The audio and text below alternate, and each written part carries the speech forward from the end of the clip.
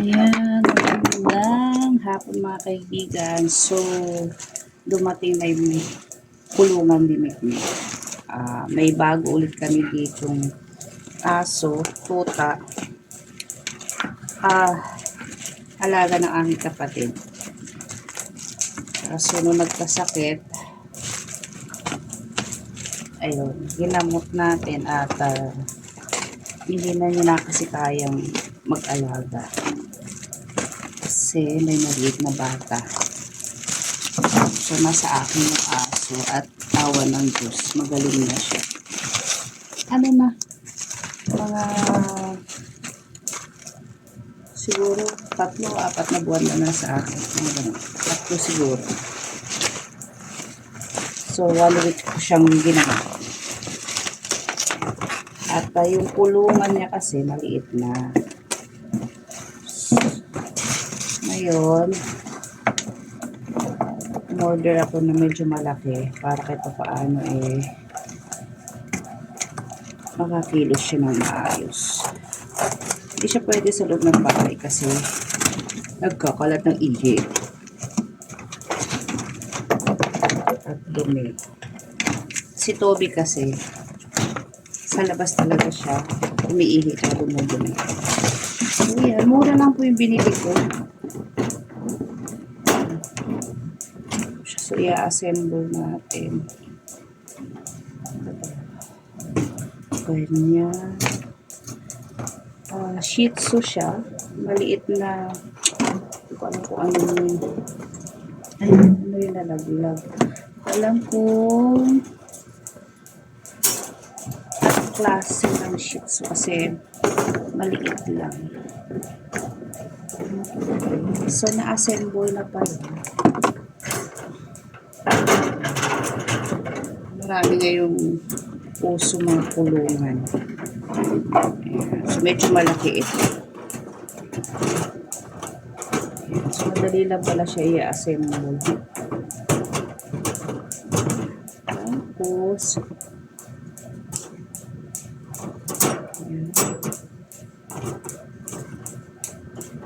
so, ang bilis. So, ito, babalik ka rin. Kasi nakataob. Diba? And then, kapasok ulit. Ganun lang siya kabilis. May nalaglag na spring. Hindi ko alam kung saan yun nakaan. Malamang dito sa taas. Ayan, dito siguro to. Wari ko dito. Kasi dalawa yung pinakapintuan. Isa sa taas. Ayan, naglagay ako ng food o tubig. Dito naman, pwede rin. So, dalawa yung pinakapintuan niya. Bilis i-assemble. Ito, nakakapit siya dyan. Yun. So, kukunin ko si Mikmik. Aayusin ko lang para tumibay. Yan.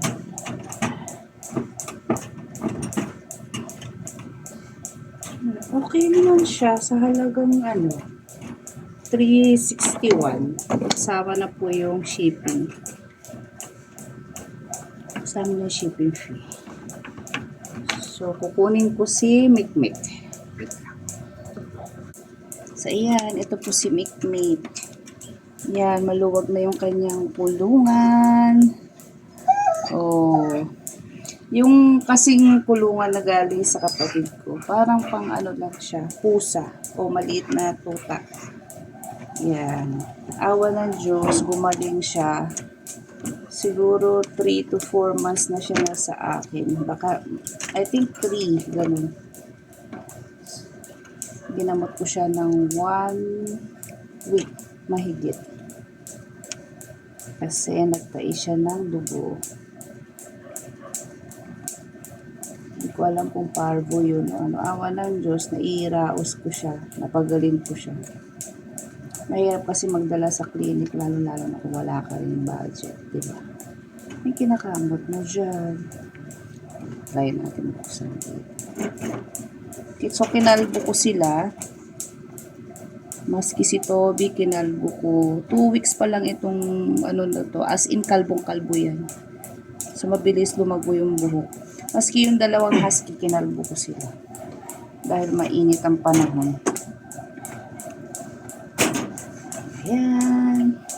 So, malawak na yung kanyang iikutan. Meg! Ayan. Thank you for watching. Masaya na si Mikmik at malaki-laki na yung kanyang cage. Yes. So, gusto niya yung may sapin. Kaya mamaya lalagyan natin ng sapin yung kalahati. Kalahating part nung kulungan. Ba? Yan, bye-bye po.